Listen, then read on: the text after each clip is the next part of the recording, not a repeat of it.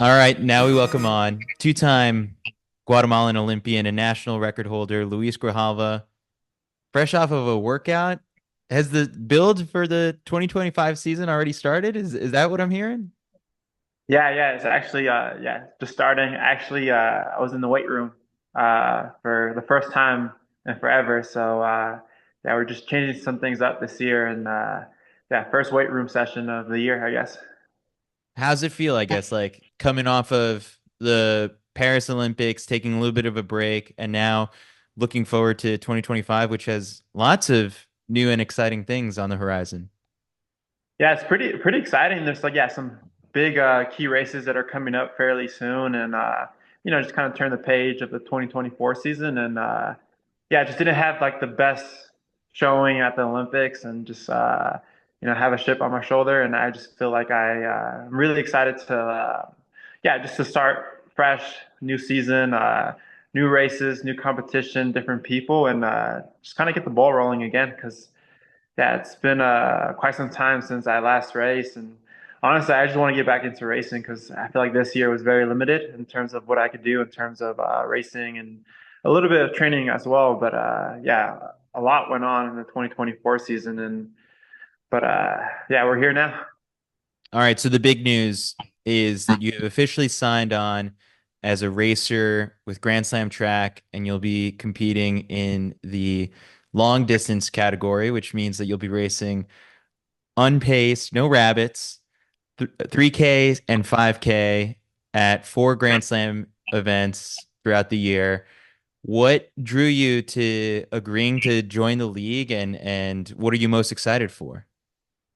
Yeah, I feel like at this point in my career, like, man, I've been in these big Diamond League races where, they just set up the rabbit in like a 12:40 race or however fast they want to run. And I feel like a lot last year in 2023 and then the 24 season, I have a lot of experience with a lot of time trialing efforts just at the bigger Diamond League races. But I think one thing about being a Guatemalan is just to make the team is just, you just gotta have to run the time. And I think I lack of a bit of a championship racing style, and feel like sometimes I just miss that up until the World Champs or the Olympic Games.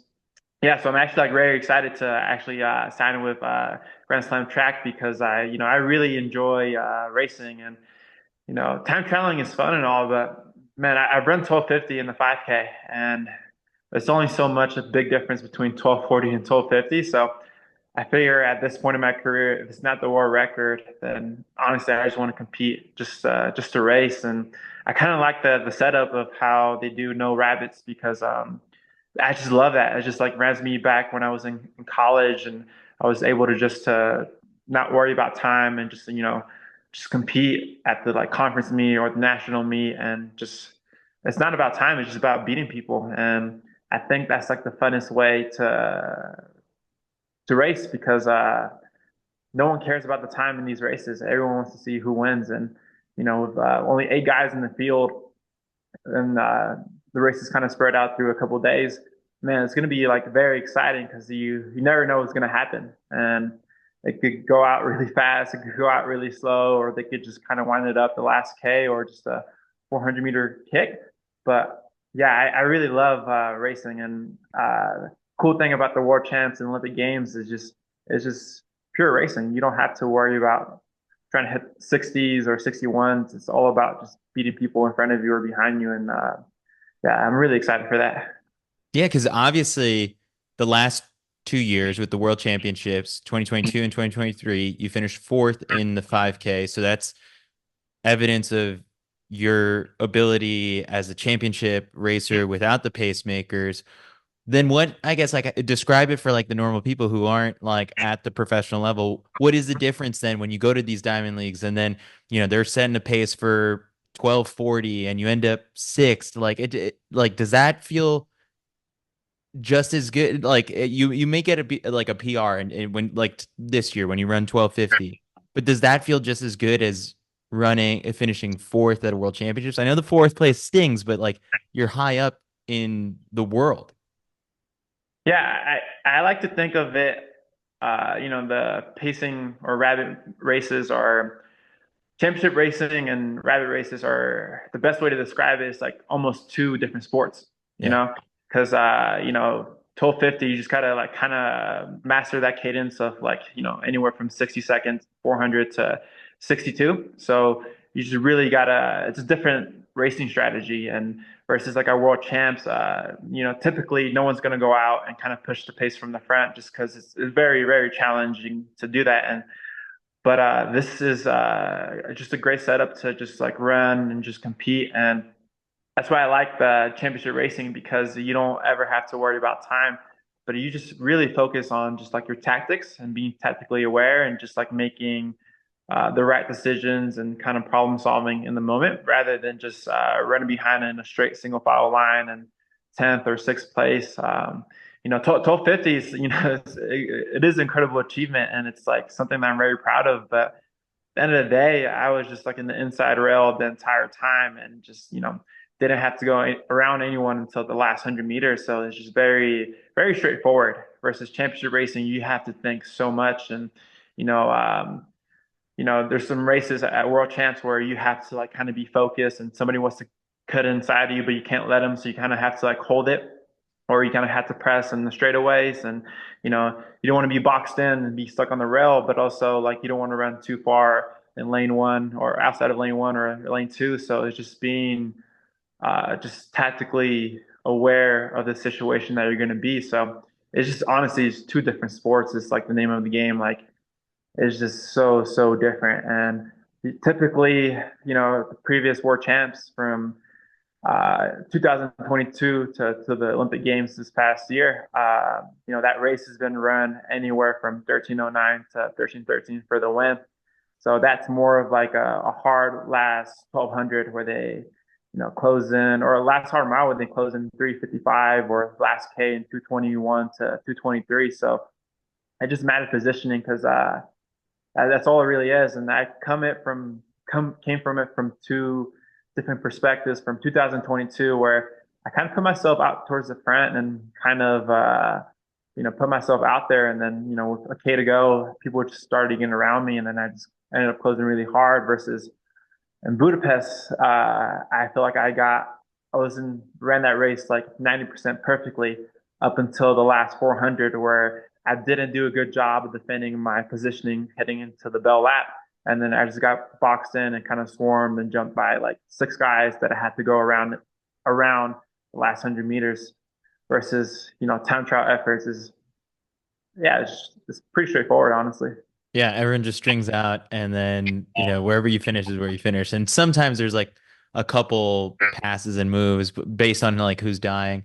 So I guess like that does make this so interesting. And like you're the first athlete that I've spoken to involved with Grand Slam track that has emphasized like this is going to be great practice for championship racing. That the evidence will honestly come next September in Tokyo when it's like, all right, like how many of the racers end up medaling at the World Championships because of different tactics and things that they learned from the early season races with Grand Slam.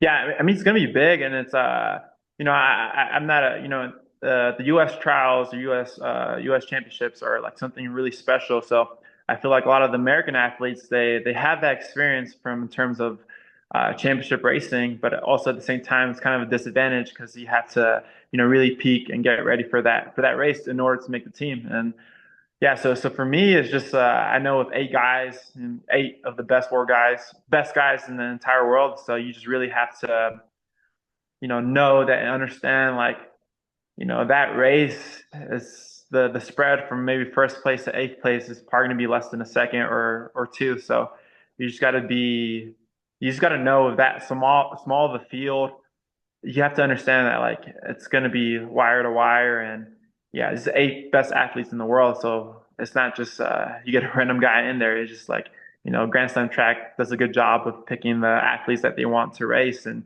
everything is going to be so competitive. And I think that's why this whole track league started. You just want competitive situations versus, in Oslo, this past year, I've two guys were really there with 1200 to go, and they run 12:36, and that's very inspiring and that's very incredible. But I think people really enjoy like the heart of racing where like 100 meters to go, there's like six guys fighting for that first place spot, and it's just more exciting. Yeah. I mean, time trialing is its own beauty in its own way, but pure racing is just like reminds me when I was in high school and in college. It's just you're just having fun and just racing. Yeah. Yeah. And on top of that, you're going to get paid really well, no matter if you finish in first or you finish in eighth. Yeah, it's honestly pretty incredible. Like the prize money is very, very like insane for I feel like we're starting to get paid like the marathoners or the people on the roads because with the marathons that you get top American, you get this amount of prize money, or if you're a top 10 finisher, you get a lot of money and then plus the appearance fee. So it's funny now that the track runners are starting to catch up in terms of like financially like prize money and like there's some bigger meets out there where some of the best world class competition and yeah you win and you only get 10K for the win and then kind of next thing you know this race if you win a race you get 100K which is insanely amount of money just I know like everybody is gonna be thinking like all right from first to eighth. If I beat this guy, I get this certain amount of money. If I win, I get 100K. Or if I beat this amount of people throughout the both races, I get a certain amount of money. So I think that's why like a lot of the high end athletes are wanting to commit to these four races because for once I just can't think of a bigger race with that amount of prize money and that purse. So it's honestly it's new, it's fresh, and it's like it's very very exciting for athletes who compete at the highest level in this stage because yeah, sometimes you run 1250 and then you don't get paid that. You run Yeah, 1250.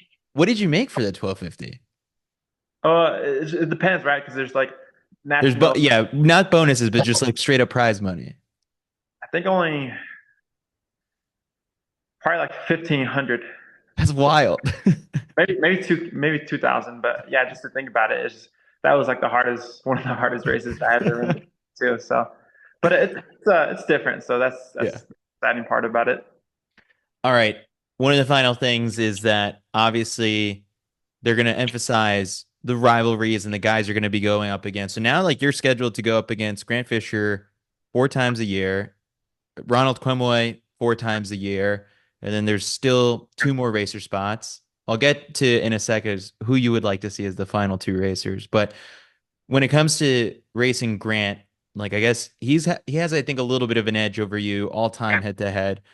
Most recently, I guess, like, you guys have run 5Ks before. I remember last year, pre-classic was another 3K race that you had against him. What is it that you like or don't like about racing Grant? And then you've never faced Kwemoi, so I guess that'll be interesting too.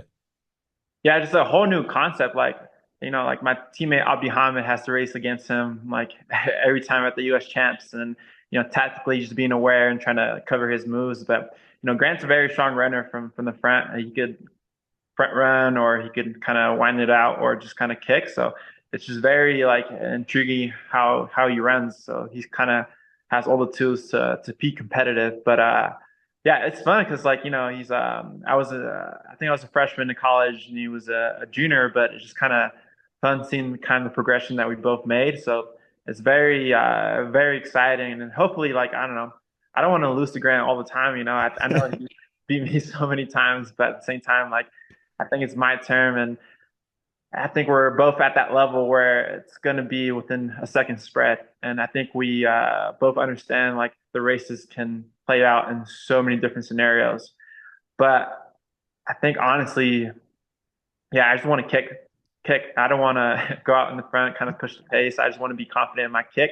And if I'm confident with myself and confident in my kick, then I know I'm going to beat people when it matters the most. But yeah, like head to head with Grant, I think honestly, the only two times I beat him was part of that Worlds in 2022, and then I think Florence and Hmm.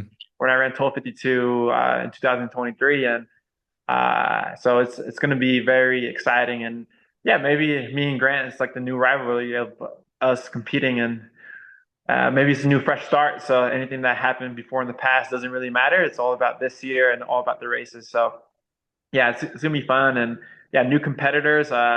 trying to think of new athletes that I want to be competing against. But like, I would say like some of the Ethiopians are very, very dangerous. They know how to front run, they know how to push the pace, and a lot of them just they love time traveling, right?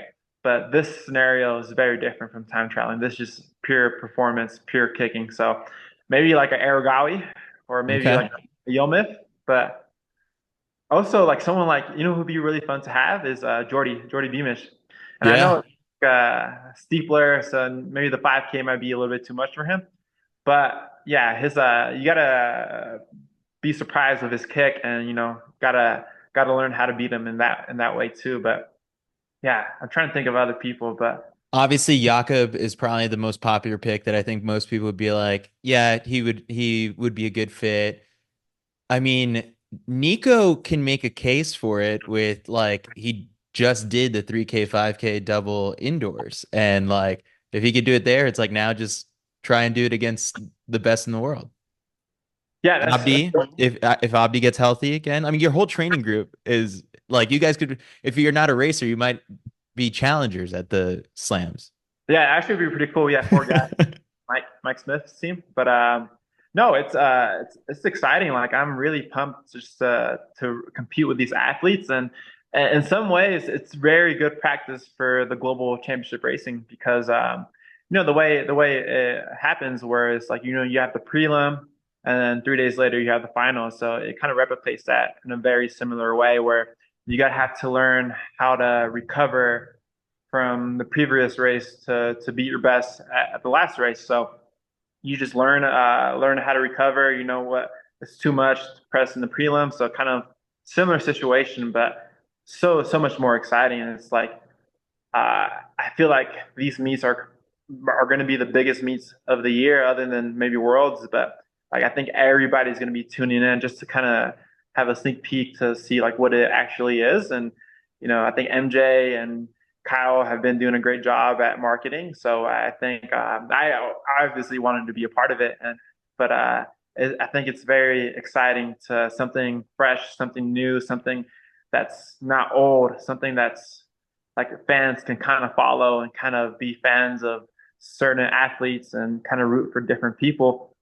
Because like at the end of the day, it's like maybe I race Grant maybe once a year, twice a year, but now I get to race Grant eight Eight times a year. times? Yeah. 9 times if you count the world champs and maybe a different race. But that's very exciting because, yeah, I'm trying to think of other high name athletes that I'm raced, but I'm pretty sure I only raced Jakob only at Worlds or at the Wow. Olympics, and that's only once. So it's puts people in a very, very competitive situation. All right, Luis. Well, we're super excited for this announcement and excited to see more of the Grand Slam track racers announced over the next couple weeks because I guess we're almost past the halfway point and the roster's filling out and it's some of the most decorated athletes in the world. So congratulations on signing.